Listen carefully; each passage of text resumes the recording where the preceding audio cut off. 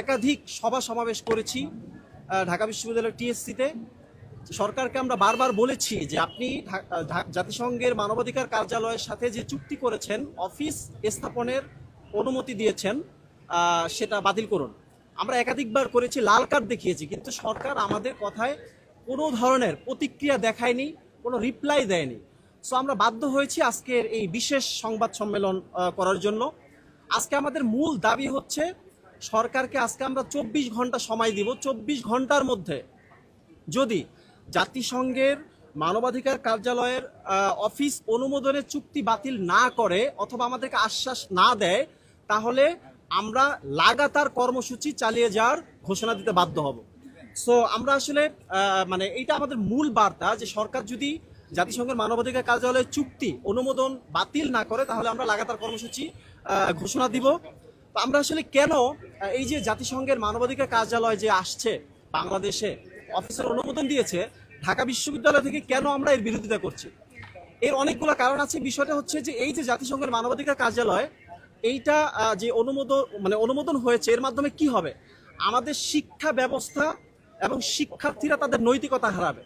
বিশেষ করে জাতিসংঘের মানবাধিকার কার্যালয়ের যে প্রেক্ষাপট আসার, আমরা দেখেছি গত স্বৈরাচার আমলে ক্লাস 6 অথবা 7-এর একটা বইয়ের মধ্যে শরীফ নামের একটা গল্প ঢুকানো হয়েছিল। সেইটা নিয়ে শিক্ষার্থী এবং অভিভাবকরা ব্যাপক উদ্বিগ্ন ছিল এবং এর প্রতিবাদে মাঠে নেমেছিল। যেই প্রতিবাদের অব্যাহত কারণেই মূলত সরকারের পতন ঘটেছে, স্বৈরাচারের পতন ঘটেছে, সেটার একটা বড় একটা প্রেক্ষাপট ছিল।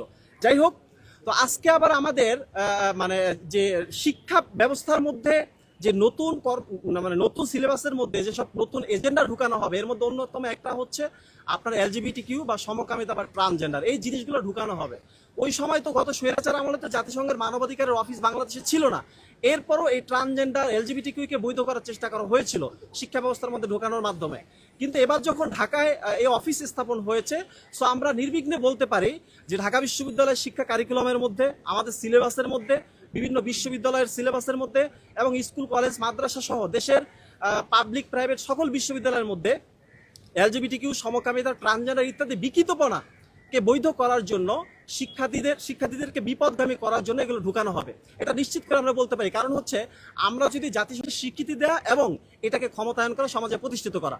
সো আমরা কিন্তু আমাদের যে সমাজ ব্যবস্থা, আমাদের যে মূল্যবোধ, আমাদের যে বিশ্বাস, বা আমরা যদি বলি দেশের রাষ্ট্র ধর্ম হচ্ছে ইসলাম, অধিকাংশ মানুষ মুসলমান বা অন্যান্য ধর্মাবলম্বীদের মধ্যেও এই যে সমকামিতা বা এলজিবিটি কিন্তু নিষিদ্ধ। আমাদের সমাজ এটার সাথে কোনোভাবে খাপ খাওয়াতে পারবে না। কিন্তু এই জাতিসংঘের মানবাধিকার কার্যালয় এইটাকে আমাদের সিলেবাসের মধ্যে এবং আমাদের সমাজের মধ্যে এটা ঢুকানোর চেষ্টা করবে, বৈধতা দেওয়ার চেষ্টা করবে। এর ফলে আমাদের কি হবে? এর ফলে আমাদের শিক্ষার্থীদের যে নৈতিকতা নষ্ট হয়ে যাবে, আমাদের বিলিফের মধ্যে পরিবর্তন আসবে, আমাদের বিশ্বাসের মধ্যে পরিবর্তন আসবে। এবং আপনারা জানেন, ইসলাম ধর্ম অনুযায়ী একটা বৈধ জিনিসকে, একটা অবৈধ জিনিসকে যখন কেউ বৈধ মনে করে, সে কিন্তু আর কিন্তু ইমান থাকে না, ইমান চলে যায়। তো আমরা মনে করি জাতিসংঘের মানবাধিকার কার্যালয় যে স্থাপিত হবে, এর ফলে যে এলজিবিটিকিউকে বৈধতা করার অপচেষ্টা চালানো হবে, এর ফলে প্রত্যেকটা মুসলমান তারা ইমান হারা হবে। সো আমরা এটা কোনোভাবেই মেনে নেব না। একই সাথে আরেকটা বিষয় হচ্ছে যে আমাদের পার্বত্য চট্টগ্রামের বিষয় আছে, যে অস্থিতিশীল হবে এই মানবাধিকার কার্যালয় থেকে যারা বিচ্ছিন্নতাবাদী গোষ্ঠী আছে, তাদেরকে প্রকাশ্যে অপ্রকাশ্যে প্রত্যক্ষভাবে এবং অপ্রত্যক্ষভাবে মদত দেওয়া হবে, বিচ্ছিন্নতাবাদ কুশকে দেওয়া হবে। এবং আমাদের পার্বত্য চট্টগ্রাম নিয়ে যে একটা জো খ্রিস্টান স্টেট করার যে পরিকল্পনা আছে, সেই পরিকল্পনার দিকে তারা ধাবিত হবে। এইটা একটা প্রবলেম। আরেকটা প্রবলেম হচ্ছে যে একজন ধর্ষক বা খুনি, তাদের শাস্তি মৃত্যুদণ্ড বাংলাদেশের আইন অনুযায়ী।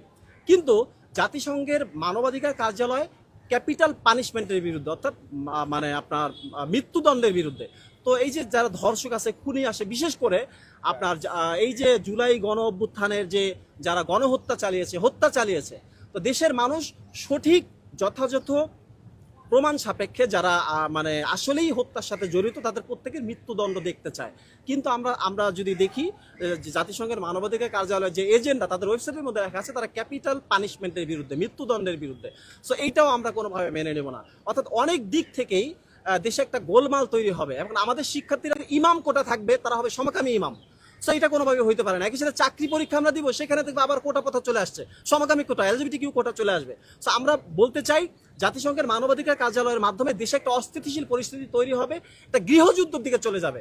এবং একই সাথে আমরা দেখেছি সিরিয়া, লেবানন সহ যেই সব দেশের অবস্থা গৃহযুদ্ধ যেসব দেশে চলছে বা গৃহযুদ্ধের মতো অবস্থা, সেই সব দেশেই মূলত জাতিসংঘের মানবাধিকার কার্যালয় স্থাপিত হয়, অনুমোদন দেওয়া হয়।